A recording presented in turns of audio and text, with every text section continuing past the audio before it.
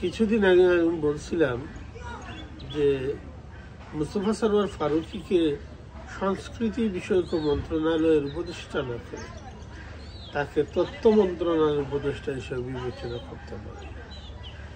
এটা একটা ফেসবুক স্ট্যাটাসে একটা বলেছিলাম। বিষয়টাতে যদিও পরিহাস ছিল, তবে মুস্তফা সরওয়ার ফারুকীর যে অ্যাক্টিভিটি তাতে মনে হচ্ছে তিনি আদতে এই অন্তর্বর্তীকালীন সরকারের তথ্য উপদেষ্টা হওয়ার সরকারের স্ট্যান্ডার্ড অনুযায়ী যোগ্যতা রাখেন। সরওয়ার ফারুকী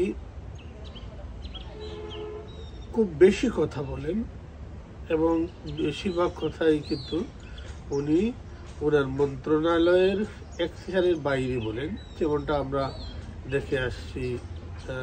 দেখে থাকি বেশিরভাগ নির্বাচিত সরকারের তথ্য মন্ত্রণালয়ের মন্ত্রী হোক আর প্রতিমন্ত্রী হোক তাদের দিকে। কেবল তাই নয়, শুধু কথা বলাতেই সীমাবদ্ধ ফারুকী সাহেব নন, তিনি বিভিন্ন বিষয়ে বিভিন্ন সরকারি বিষয়ে যা করেন সেগুলি অনেকটা হস্তক্ষেপের পর্যায়ে। সম্প্রতি একটা সংবাদ সম্মেলনে প্রশ্নকে কেন্দ্র করে স্রেফ প্রশ্নকে কেন্দ্র করে 3 জন সাংবাদিক আক্রান্ত হয়েছে। আমি বলবো এটাকে আক্রান্ত হওয়া।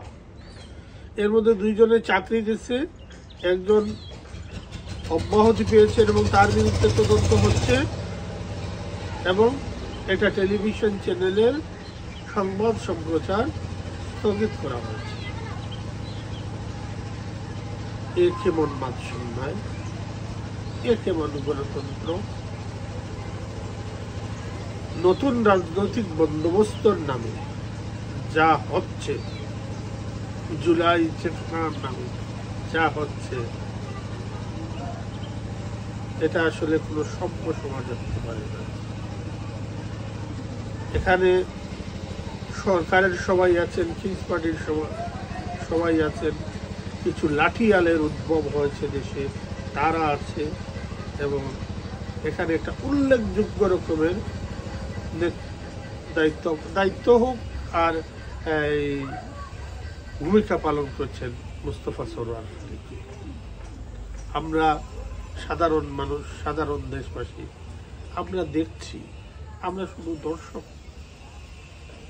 এই দর্শকের পাশাপাশি, ইতিহাসের পাশাপাশি এই দর্শকও এইসব অন্যায়কে আর নাই হোক আর যাই হোক কিছু করতে পারুক আর না পারুক, অন্তত মনে রাখবে।